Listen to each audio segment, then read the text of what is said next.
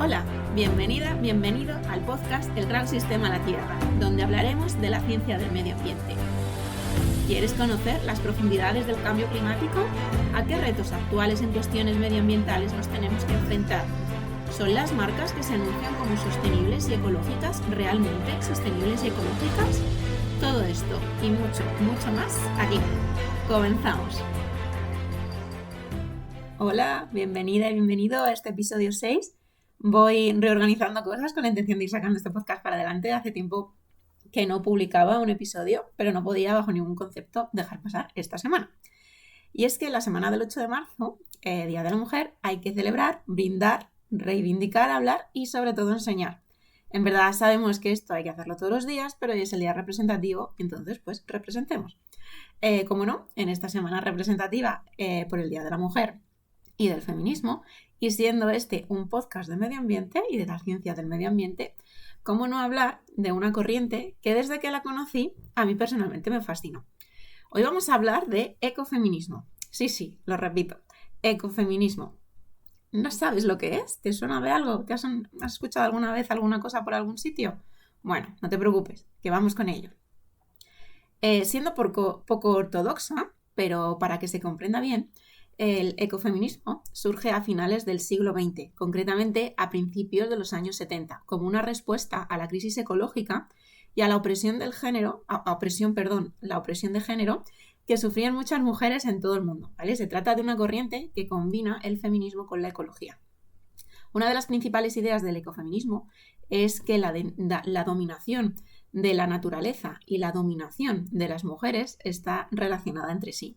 Ambas formas de opresión son el resultado de un modelo de desarrollo que prioriza el crecimiento económico y la explotación de los recursos naturales por encima de las personas y del medio ambiente. Por eso el ecofeminismo busca una transformación radical en la sociedad en la que las mujeres y la naturaleza sean valoradas y respetadas como sujetos de derechos. Defiende la necesidad de construir una sociedad más justa e igualitaria en la que las personas y el medio ambiente sean el centro. Es decir, el ecofeminismo es una corriente feminista y ecologista que busca construir una sociedad más justa y sostenible para todas las personas y para el planeta. Quizás hoy en día y en Occidente, donde la situación de las mujeres es un poco más avanzada respecto a otros países, se le podría llamar corriente social o filosófica que reúne al colectivo femenino, otros grupos sociales y la protección del medio ambiente como contraposición a la presión ejercida por la figura de un yo como dueño de todo. Dependiendo como todo al final, ¿no? De quién hable o ejerza este ecofeminismo, podríamos hablar más de una defensa y un repensar.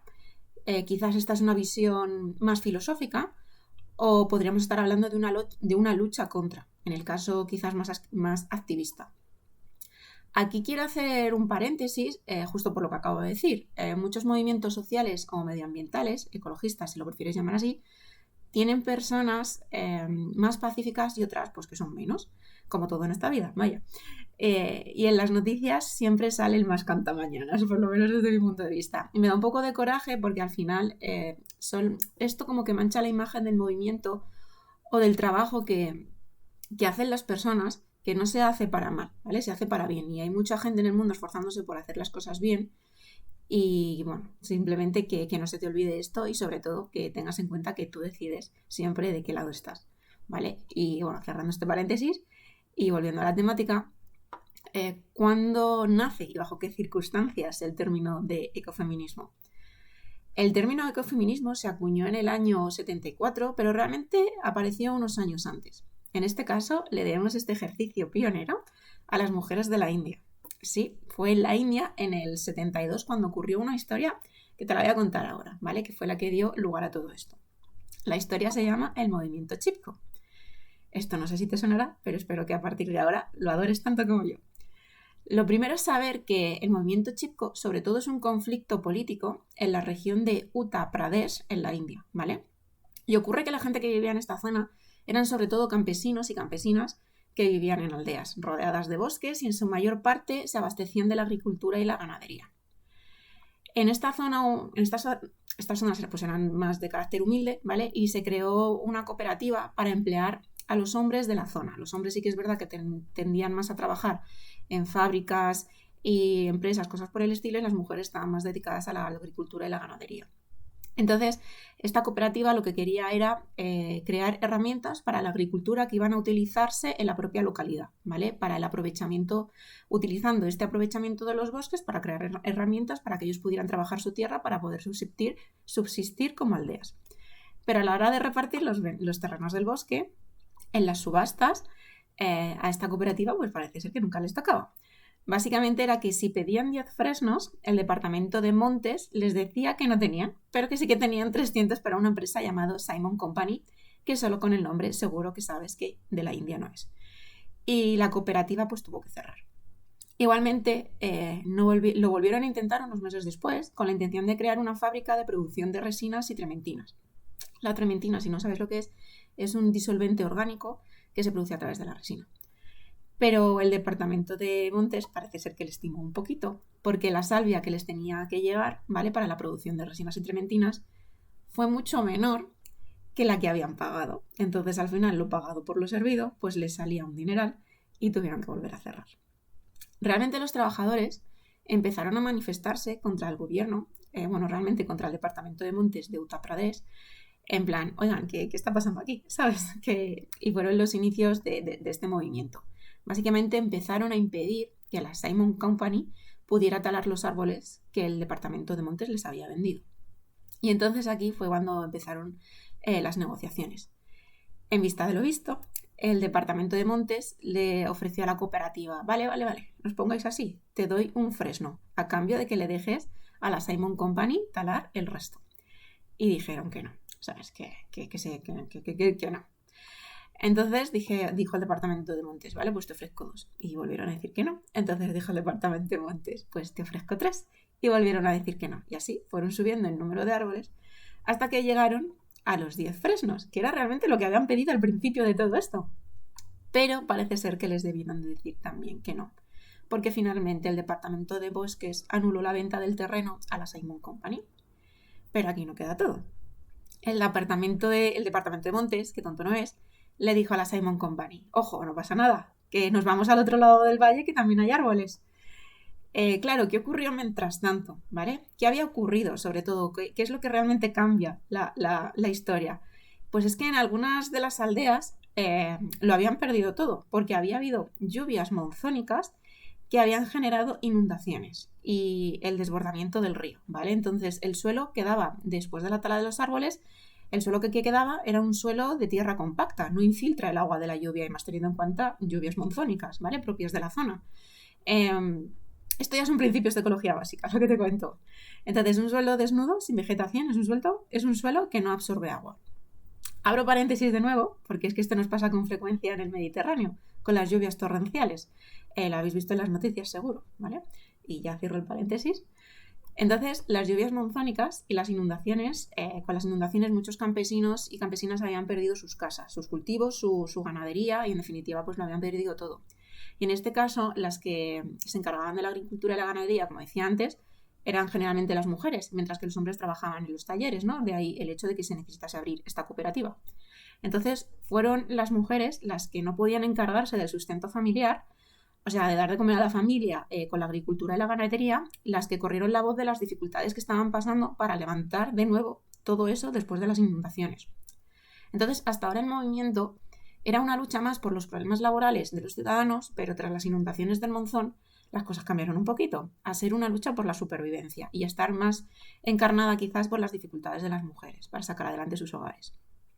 Entonces, el departamento de Montes, con todo esto, ofreció la friolera de 2.500 árboles a la Simon Company del bosque de Reni. Este bosque de Reni estaba junto al río Alaknanda, que era justo el mismo río que se había desbordado, pero en otro lado del valle.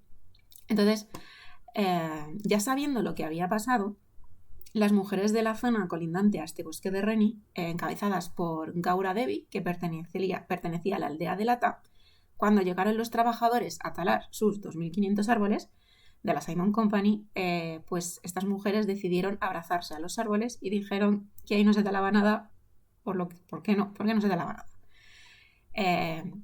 También creo que es interesante mencionar, ¿vale? Que eran seguidoras muchas de ellas de Mahatma Gandhi, que por si no te acuerdas bien, Mahatma Gandhi fue político, abogado, activista pacífico de la India, que trabajó por la independencia de la India de las colonias británicas, ¿vale? Entonces, realmente, seguidoras de Gandhi, sabiendo lo que había pasado en la zona, se abrazaron a los árboles y dijeron que ahí las excavadoras y los trabajadores que no pasaban. Fue por lo que se puede leer en algunos escritos y tal, realmente parece ser que fue un enfrentamiento tenso, ¿vale? Como que hubo un poco de apuntamiento de armas y todo, por parte de los trabajadores a las mujeres que se habían abrazado a los árboles, pero que finalmente no llegó a más, ¿vale? Solamente fue el susto. Pero claro, este enfrentamiento llegó a oídos del gobierno, es decir, que escaló por encima del Departamento de Montes de Uttar Pradesh. Y el gobierno ya creó un comité de expertos para estudiar este caso. Y este comité anunció 2 años después, ojo, que el bosque de Reni era una zona ecológica importante y que no era buena idea talar los árboles. Entonces el gobierno prohibió la tala de árboles en una superficie mayor de 1.150 kilómetros cuadrados en esa zona del bosque de Reni. Claro, ¿qué pasó después? Que se corrió la voz. Y las mujeres de los valles colindantes siguieron con este movimiento de abrazarse a los árboles para impedir que los talasen. Y claro, la palabra chipko significa abrazar. Por esto es el movimiento chipko. Bueno, y es importante también que a partir de este momento las mujeres comenzaron a gestionar los bosques y si bien antes las mujeres no participaban en las decisiones de gestión de las aldeas, ahora las mujeres empezaron a ser invitadas porque el aprovechamiento del bosque era importante para el sustento de las aldeas. Y así es como se creó este movimiento chipko y el ecofeminismo que trascendió mundialmente, llegando 2 años después a Europa. Hay una cosa que creo que es interesante tener en cuenta. No se menciona en nada que yo ya he leído, ni ahora ni en otros momentos de mi vida cuando he buscado información sobre este movimiento, pero que creo que es interesante conectar, ¿no? Que por lo menos yo de alguna manera conecto. Y es que Uttar Pradesh es una zona cercana al Himalaya, pero perteneciente a la India, ¿vale? Las religiones con ese territorio son hinduismo, budismo y jainismo, todas con una fuerte presencia de respeto a la naturaleza. Y bueno, además también lo que he dicho, la figura de Mahatma Gandhi que andaba por ahí. Bueno, no es que estuviese él físicamente, sino que muchas de aquellas mujeres eran seguidoras de Gandhi. Quizás no sepas mucho sobre las religiones que te he comentado, hinduismo, budismo y jainismo, ¿vale? Pero si las estudias un poco, la mayoría de sus principios son de respeto a la naturaleza y sus tradiciones siempre tienen elementos de la naturaleza.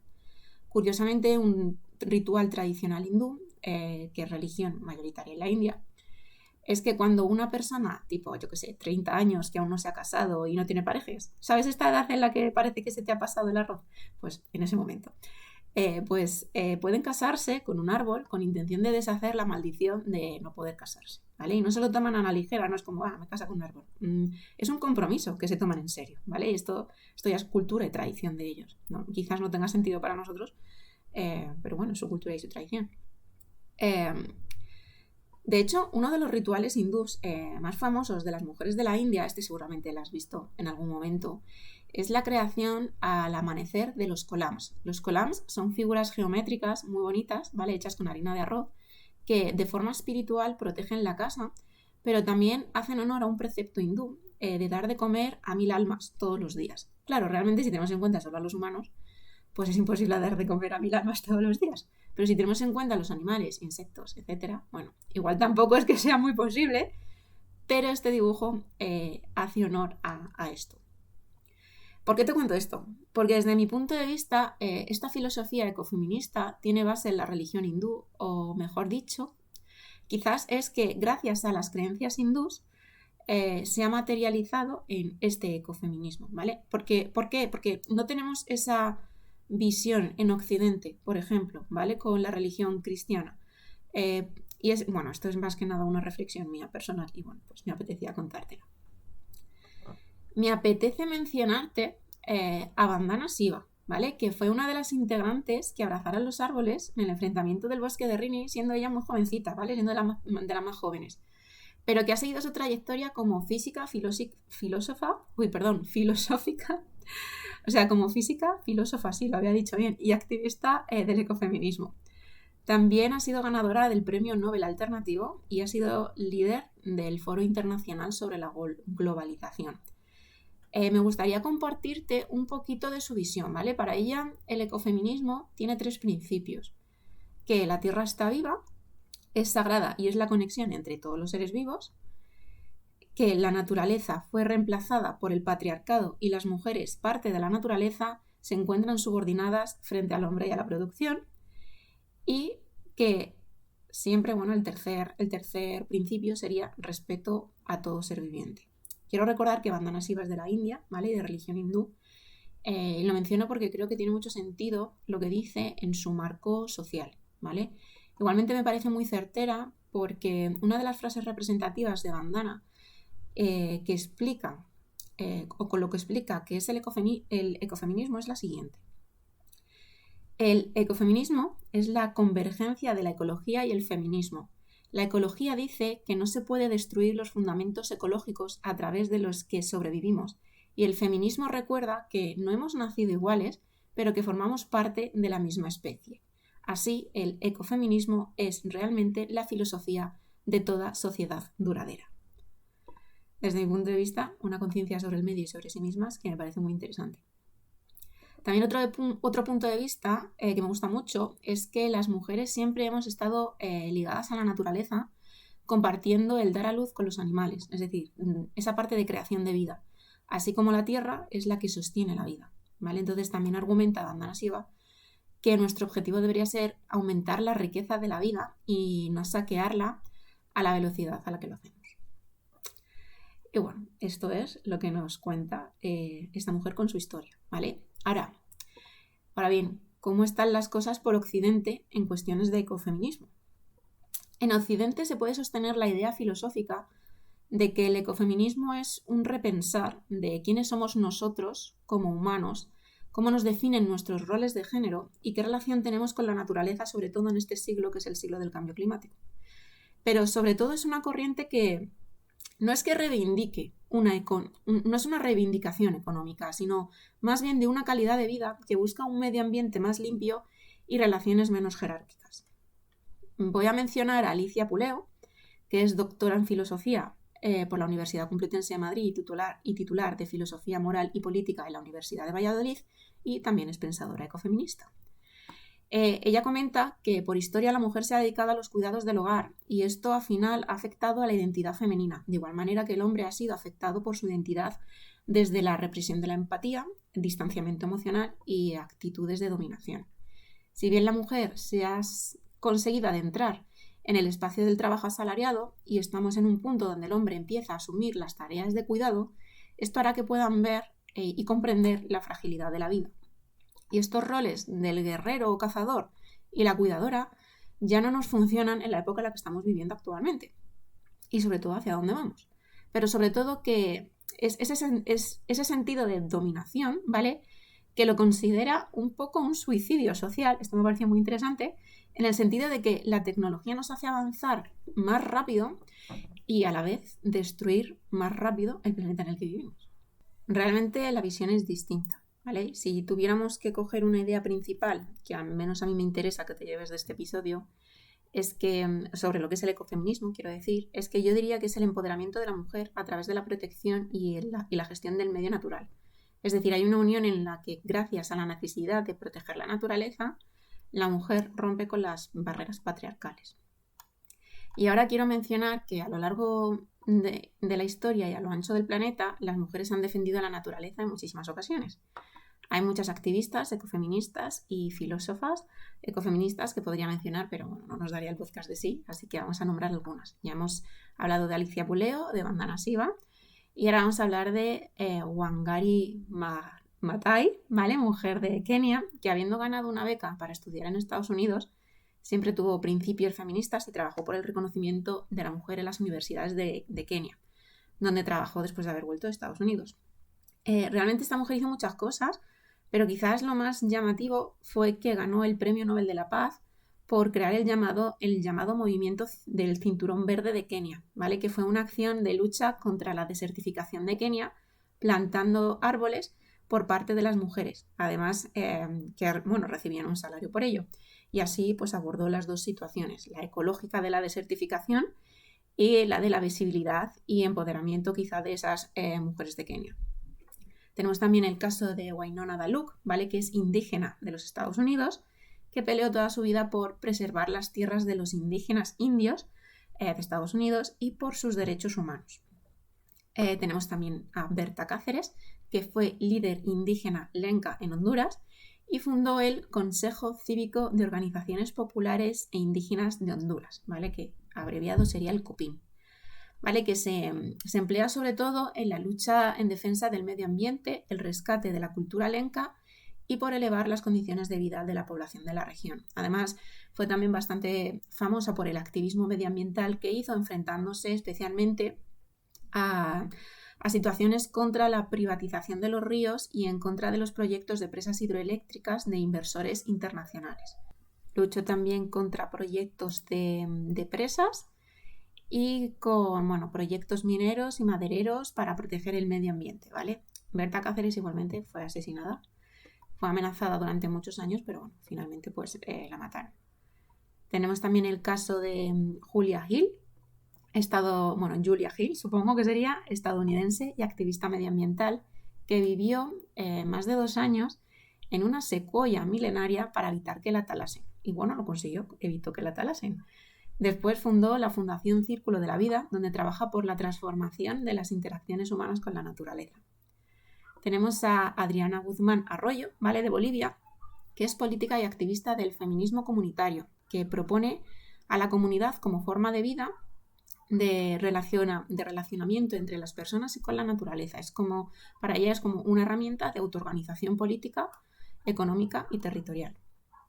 Tenemos a Petra Kelly, que fue política alemana que trabajó por la paz y fue una de las fundadoras en 1979 del Partido de los Verdes en Alemania. Y quizás un poco más, como esa parte más filosófica, tendríamos a Val Plumwood, ¿vale? Australiana, que es profesora de distintas universidades del mundo, filósofa y escritora ecofeminista. Tendríamos también a María Mies, alemana, que fue también, porque algunos no se han muerto, filósofa y escritora ecofeminista. Y cómo no hablar de Yayo Herrero, española, antropóloga, ingeniera, profesora y activista ecofeminista española, ¿vale? Es una de las investigadoras influyentes en el ámbito de ecofeminista y ecosocialista a nivel europeo. Además, tiene como principal objetivo poner en el centro lo que es necesario para seguir conservando la vida.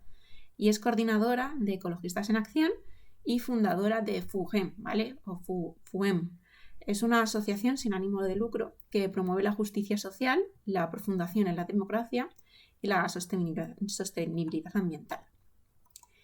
Como digo, si la mujer ha sido invisibilizada por la historia, pues sigamos la historia visibilizándolas. Son muchas las mujeres que han hecho y creado cosas a lo largo de la historia, tanto en el ecofeminismo y en todas las áreas de la vida, y te invito a descubrirlas. Pero por ahora vamos a finalizar este episodio. Espero que te haya gustado y, como siempre, que te lleves nuevos aprendizajes y mayor conciencia ambiental, que al final pues, es el objetivo de todo esto. Un saludo y nos vemos en el próximo. ¡Chao!